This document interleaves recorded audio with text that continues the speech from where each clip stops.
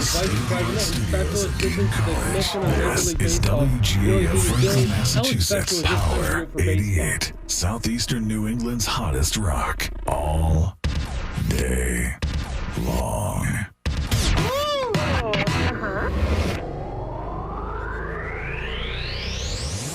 Good morning. You are listening to the Alex Feuz Show, bringing you all of the news, sports debates, interviews with people you all care about, and so much more. Every single weekday on Teen College Power 88 Radio, broadcasting live from 7 to 8 a.m.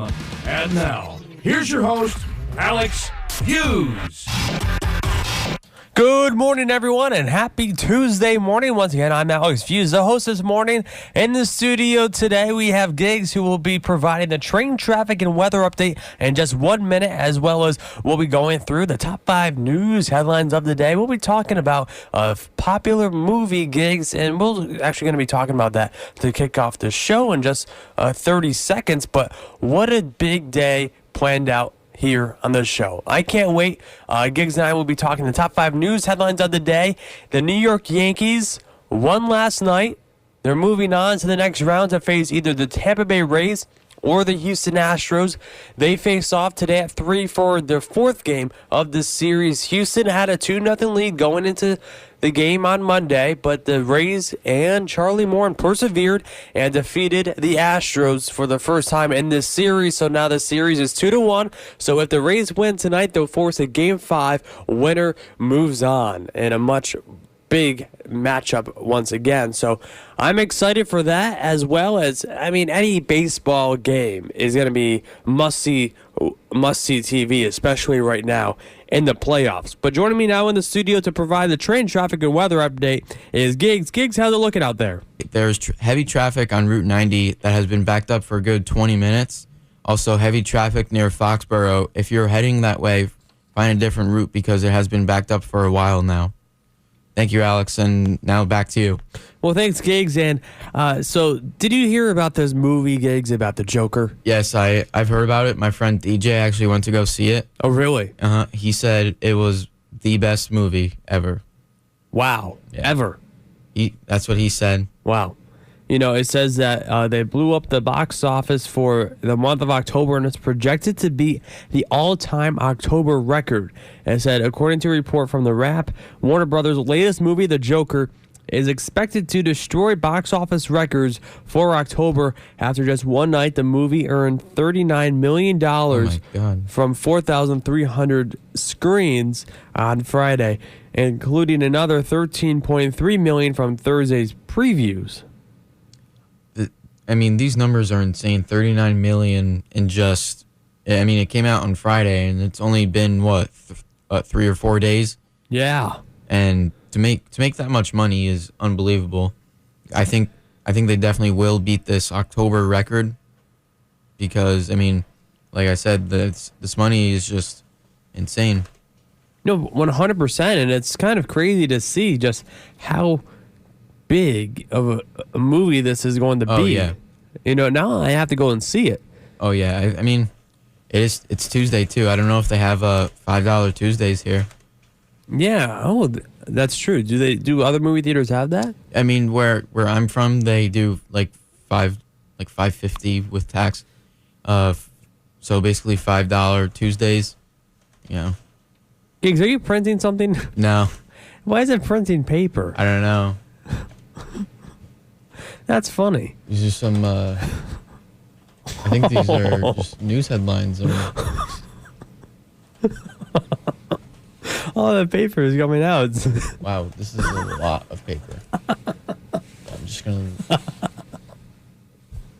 Why are the... Did it stop? Yeah, hopefully. Oh my gosh, it seemed like a scene from the SNL. Yeah, papers are just coming at me and well, I know you're sitting in front of the computer, but I was like, what's Giggs printing? And I don't even know how to print here. And then, oh my gosh, we saw like 30 pages just come out of the printer. No. It was almost like, not mine. Probably like Vic Michaels or someone. Yeah. Huh. Did they say anything on the paper? Or are they just blank? Some of them are ours. Like, I don't want to say it right now because I don't want to spoil it. Ooh. Okay. Some of it is like news headlines. Oh, that's strange. Others are just blank. So. Interesting. I wonder if there was something wrong with the computer and there was like a backlog or something. Yeah, probably. Oh, that's funny though. But so are you gonna have to? You're gonna have to go see the Joker. Oh yeah, I'm probably gonna go see it on this coming Saturday. I have the day off, so I might as well enjoy my day. Of course. But I'm excited for the movie. I hear again rave reviews about it, and they say that. I forget who portrays the Joker in this movie, but I'm hearing it's one of the best portrayals of the character. I think it's either Marvel or who is it?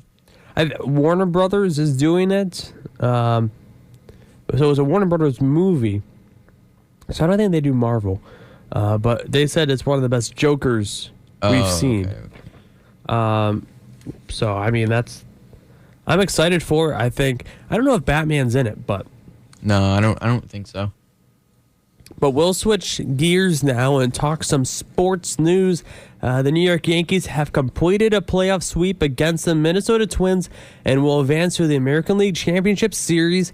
Gleyber Torres got New York going with a second-inning home run and scored on each of his two doubles, giving Luis Severino sufficient support and fueling the Yankees to a 5-1 victory over Minnesota on Monday night. And this is a big game for the Yankees. This is their first time they've been in the American League Championship since 2017. And when they played the Astros, they ended up losing in Game 7. Yep. So again, this is a crucial time for the New York Yankees, and if you are a Yankee fan, I grew up a Yankee fan, this is a big time of year for sure. I know this team, people say that there's no shot to get past the Astros, but a lot of people said that about going up against the Twins. I mean, right now, they have a few days off, and then they'll go to either Tampa Bay or Houston. But in that time frame, they still have days off where they can work on some things. Yep. I'm sure they want to work on some pitching because that's not their strong suit right now. No, so. And especially if they are going to go up against the Houston Astros, who has the best pitching rotation in baseball. When you have Justin Verlander and Garrett Cole just coming right at you. Zach Greinke coming right at you. That's some scary stuff. You gotta prepare for it. Yeah, and I don't even know how you can prepare. Oh, I don't know. Those are the three best pitchers in baseball. That's the thing. They're going up against these pitchers that there's no one better. Oh, nobody. I mean, so I'll give the Yankees this. They have 100%, and Justin Verlander is a guy that, again, he's getting up there in age, especially in baseball, but he's still one of the best players that there is. Hall of Fame career, 100%, and he's kind of had a career resurgence, especially when he was with the Tigers, and then he started struggling a little bit, came to Houston, and now ever since he's been one of the best pitchers in baseball. Yeah. Like I said, top 3 pitcher without a doubt. It's funny. I had Verlander on my fantasy team, and every single day that was his start, my fantasy team would win. Really? Yeah, because that's how good he is. And he would put up like 30, 40, 50 points a game. I was going to pick him, but as I cued him to, be on my team, someone picked him right before I was supposed to, and I was like, wow. Oh, he's amazing. Oh, yeah. Especially in fantasy. I mean, there's no one. Like, if I'm sitting here, I don't know about next season. That's all another thing. That's another story. But the last 2 seasons, I've had Verlander on my team, and he's been perfect for me. I think he averages, at least I want to say 250 a year. Oh, yeah. If not even more. Yeah. It might be closer to 400 because, every single start, maybe like 350. Every single start, he gets me like 40, 50 points. Oh, wow. But, my fantasy team didn't do so well this year, but it did well last year. I won the league last year. Wow. But, Not this year. Well, there's always next year. That's baseball, though, right, Yep. Giggs? Oh, yeah. But again, the New York Yankees are moving on to the American League Championship Series. Who do you think they're going to face? Do you think they're going to face Houston or the Tampa Bay Rays? I think they're going to face Houston. I think it's going to be a repeat of 2017. But I think this time it's going to be the Yankees in the World Series and not Houston. Oh, you think the Yankees are going to go to the World Series? Yep. Without a doubt. Do you think because they're going to win the World Series? I don't know about winning the World Series. I mean, as a Yankee fan, I would love to see them win. But, I mean, I don't think so. What? They don't have enough pitching? I don't. They obviously have good hitters. But yeah. the field, Brett Gardner, if he's playing in the outfield, he's not the best compared to like Aaron Judge or Sure. But and then like I said, the pitching isn't as strong as other teams, so we got to see. No, I 100%. And this would be the first time that a lot of these players, if the Yankees do get past either the Rays or the Astros and make it to the World Series, this is also the first time that a lot of the players have never played in the World Series. Yeah. So there's that factor as well that a lot of people aren't talking about. Yeah, the only one who has been to the World Series are Brett Gardner and CC Sabathia. Yeah. And again, that's crucial stuff to have that experience where the Astros really do have the experience, because if you're on the Astros, you were there just a few 2 years years ago when they won, and then they also, were in the American League Championship Series last year as well. So if you're the Astros, you definitely know what winning is like. But we'll switch gears now. Coming up next, we're going to the top 5 news headlines of the day. What national day is it? Coming up next here on Power 88. Welcome back here to Power 88 Radio. Alex Feuz and Giggs bringing you up until the 8 o'clock hour this morning on Power 88 Radio. This is my favorite segment on the show, and I think it's your favorite too, right, Giggs? Yeah, this is one of my favorites. Top 5 news headlines of the day. First headline of the day: the Browns looked awful last night, and they lost to the San Francisco 49ers. The first play, Baker Mayfield was just his worst game as a pro. He did not have a good game last night. And so the 49ers stayed unbeaten for their best start in nearly 30 years, beating the Browns 31-3 on Monday night. San Fran, now 4-0, joined the 5-0 Patriots as the only remaining undefeated teams in the NFL. It's the first time the 49ers have won their first 4 games since 1990. Oh, wow. I mean, this team. I think this team can go really far this year their record is just crazy right now. I don't think anyone saw this coming from them. And when you beat a good Browns team, an underrated Browns team, who I think is actually pretty good, I think you're gonna draw some eyes to, go far. Do you think Baker Mayfield is overrated? I think he is a little bit. I think everyone gives him this hype for doing what? Getting just 3 points in a football game. That's not. He can't even throw a touchdown in that game, and he's considered one of the best next to Tom Brady. I don't think so. Yeah, ever since I've always loved the Browns, as like my second favorite team. Yeah. And Baker Mayfield, I'm a big fan of his, and I think he's one of the best football players. But he's not really. He's not showing what he could be. Yeah, no. I thought the Browns would be better than what they are this year. Yeah.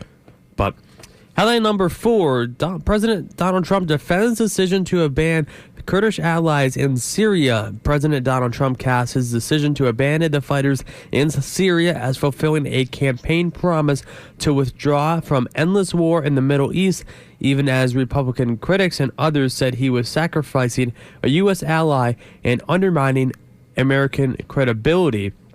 This is breaking news coming out of this morning that President Trump is taking the fighters from Syria and taking them out as Trump declared U.S. troops would step aside from an expected Turkish attack and who have fought alongside Americans for years. He then threatened to destroy the Turks' economy if they went too far. So breaking news coming out of this morning from Washington, D.C., and President Trump's decision to remove the fighters. Yeah, I think that's a good idea. You don't want any of the fighters to, get hurt or anything bad happen to them. So I think Trump made a good choice with this one, especially if, Turkey attacked on, with Syria or anywhere, really. I mean, it'd just be a war zone. Headline number 3, Gwen Stefani will not be a part of The Voice in 2020. Did you see this? I did not see this. Do you like The Voice? Oh, yeah. Really? I love The Voice, yeah. Oh, wow. I'm not a huge fan of The Voice. I mean, I love America's Got Talent. I liked it when Adam Levine left. I think he left 2 years ago, or I think this season. Yeah, this past season. But I haven't watched it since I came here to school, but I do enjoy watching it. So earlier today, it was announced that Nick Jonas is going to be part of The Voice alongside John Legend, Kelly Clarkson, and Blake Shelton next year. So that means that Gwen Stefani is not set to return to 2020. So fans want to know why that is. And it said that she was only supposed to be back for one season, and she is planning on going back to Las Vegas for her last few Just a Girl residency dates in February and of May of 2020. So she's going back to Las Vegas to perform there. That's a little weird, because if she says she's going to be back, why would you only do it for 1 year and then just leave again? Well, I guess I mean that's a great question, but I mean I don't know. I think that's a cool thing for her to just kind of come back. I mean, a lot of people wanted her to come back, especially with Blake Shelton there. Oh yeah. But Nick Jonas, I'm excited to have Nick Jonas part of the show. He's a very good singer. Yeah, that's gonna be fun. Headline number 2: Max Scherzer season-saving 7-inning pitching performance and Ryan Zimmerman's 3-run home run lifted the wild card Washington Nationals to a 6-1 victory over the league best LA Dodgers to force a deciding Game 5 in the National League Divisional Series. They will face off on Wednesday in LA. Also, the St. Louis Cardinals survived with a 5-4 victory over the Atlanta Braves, and the other National League Divisional Series contest with Yadier Molina hitting a game-tying single in the 8th inning and a sacrifice fly in the 10th. So once again, exciting matchups in the National League between the Dodgers and the Nationals, as well as the Braves and Cardinals. So now it's looking like possibly we'll see 2 Game 5s. Mm-hmm. I think they're going to be good games if it does go to Game 5.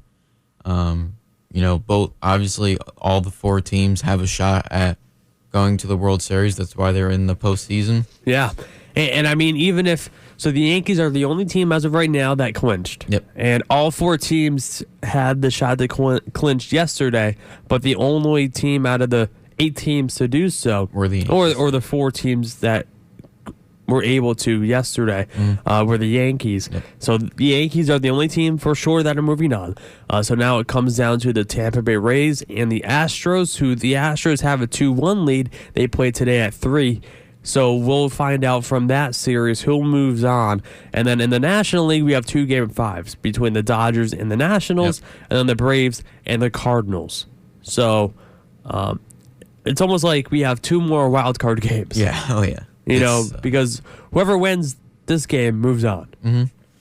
I think home field advantage, though, gets... Yeah, home field advantage gets Game 5. Right.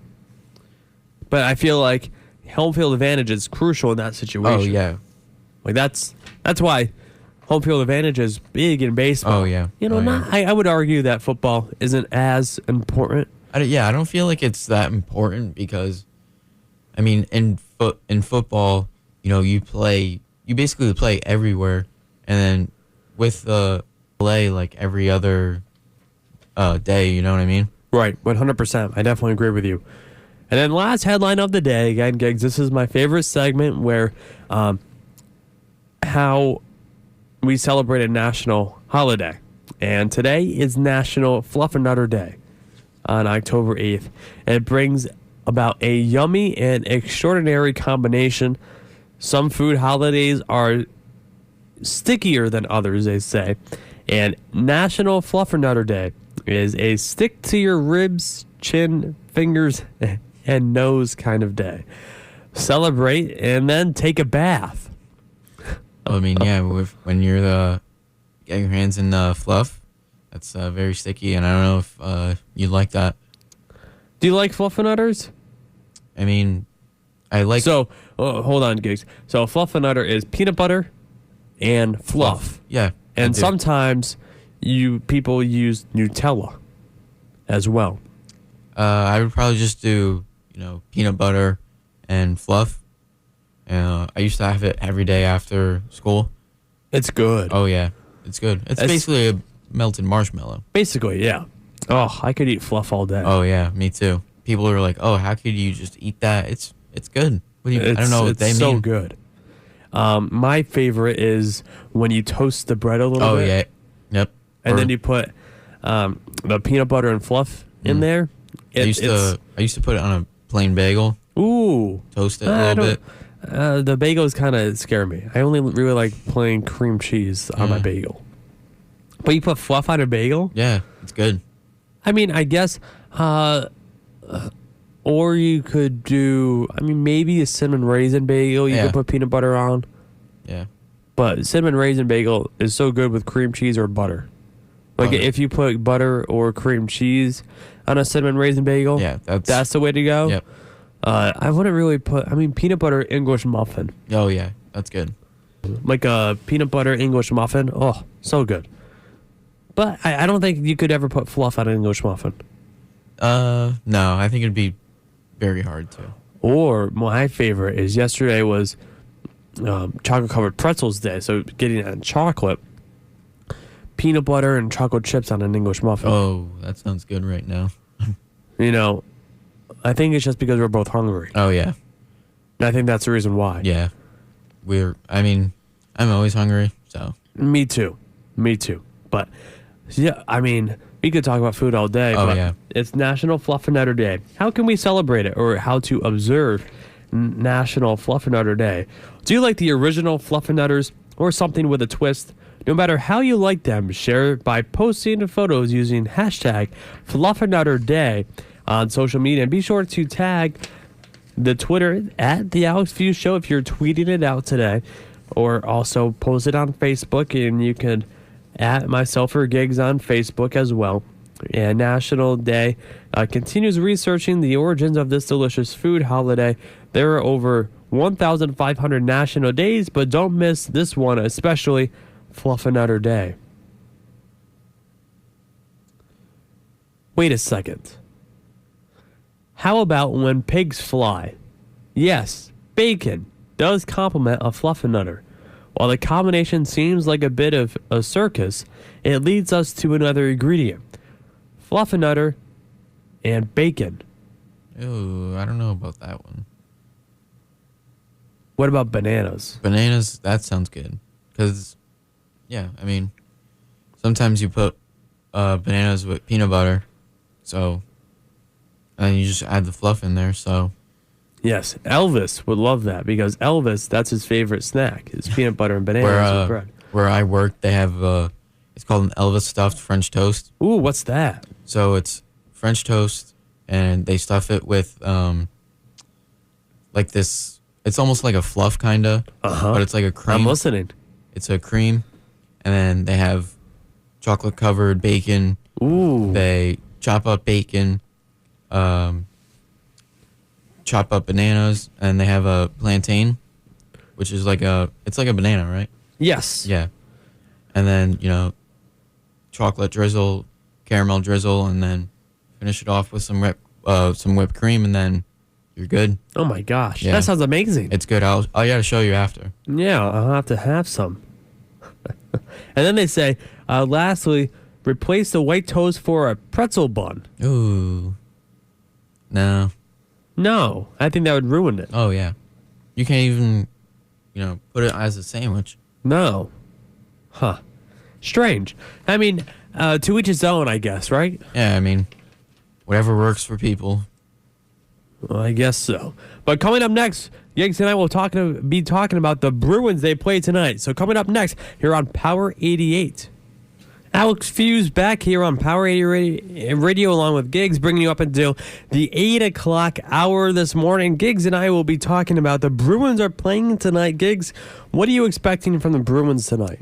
Well, I think their top line of Patrice Bergeron, Brad Marchand, and David Pastrnak are going to be a very good line this year. They were a very good line last year.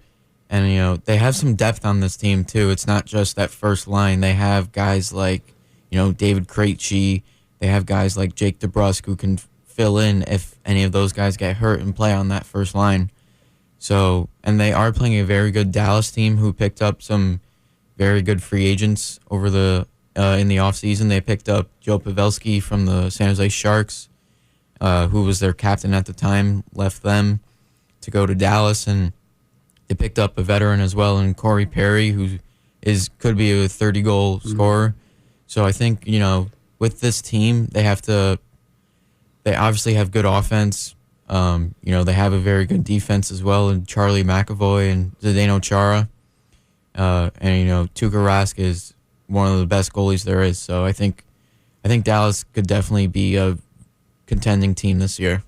I mean, Boston, my bad. No, and especially because they're kind of returning with the same lineup as last year, yeah. Right, or better. Yeah, and they did lose Marcus Johansson due to free agency, but that's when rookies can show that they want to be in. Those rookies can ultimately help this team out. Think they're going to win it all this year? I don't know. I think it's going to be tough. EA Sports does this thing on NHL 20. They do like a who could win the cup this year, and they pick the Bruins. But I think it's either going to be Tampa Bay or Vegas. Yeah, you think Vegas? Oh yeah, they're a very good team. What about the St. Louis Blues? I don't know. I don't think they're going to repeat this year, but they basically have the same lineup too. So, do you think they got lucky? I think they did a little bit because I don't know if you watch hockey at all, but in Game 5, Noel Acciari got tripped up by Tyler Bozak, and no call there. They ended up scoring, ended up winning the game, and then, Game 6, obviously the Bruins won to stay in there. Game 7, and then the Blues win the cup. But without that trip, that game could have changed completely. Sure. So, I wouldn't say they got lucky, but definitely maybe the Bruins had a better team than they did. Oh, yeah, without a doubt. Bruins, like I said, they had Marcus Johansson, Charlie Coyle, who's still on the team, was a very good pickup. And then, like I said, they have that first line of David Pastrnak, Brad Marchand, and Patrice Bergeron. So, that top line can easily get 70 points just by themselves, if not more. Who do you think is the most underrated team in the NHL? I'm probably going to say either the Carolina Hurricanes or the New York Rangers. I was just going to ask about the Rangers. But, the Hurricanes have a very good team. They made it to the Eastern Conference Finals, eventually losing to the Bruins. But, I think they brought back their team too, added some defensemen, Jake Gardner, who's a very solid defenseman who can get you 40, 50 points a season. And then with the Rangers, they got the second overall pick this past summer. They drafted Capo Caco, who could easily be an all-star. And then they acquired Jacob True, points with 8, 4 goals, 4 assists. So I think both Carolina and New York are one of the most underrated teams. Do you think the Rangers are going to be a huge challenge this season? Yeah, I think they are. I mean, I think a lot of people are doubting them because they're in that rebuild still. But, I mean, yeah, they've played, Winnipeg and Ottawa, who aren't the best teams as of right now. But, I mean, putting up numbers like that against, teams it's just an insane number. And when you pick up guys like Kakko, Trouba, Panarin, and even Adam Fox, a rookie defenseman. But, I think they're going to be a scary team this year. Who do you think is going to be the biggest challenge for the Bruins? For the Bruins, I would have to say their defensemen. After Brent and Carlo and Charlie McAvoy, Chara, you don't really have too much. So, I mean, yes, all three of them are very good defensemen, and I have nothing against them, but I think that they could use something else to give them that power over everyone else. 100%. But Giggs, thanks for joining me for this segment. Coming up next on Power 88 Radio, Giggs and I will be discussing what's happening in the world of baseball. Coming up next here on Power 88. Welcome back here to Power 88 Radio. Alex Feuz and Giggs bringing you up until the 8 o'clock hour this morning. The next part of the show, we'll be talking about the word of the day. Giggs, it is caustic today. Ever heard of this word before? I have not heard of this word before. So the definition number 1 of caustic is a capable of destroying or eating away by chemical action, otherwise known as corrosion or corrosive, marked by an incision or incisive sarcasm, and then also relating to or being the surface of a curve of a caustic. And then it says, if you have a burning desire to know the origins of caustic, you're already well on the way to figuring it out. Caustic was borrowed into English in the 14th century from the Latin causticus, which itself derives from the Greek word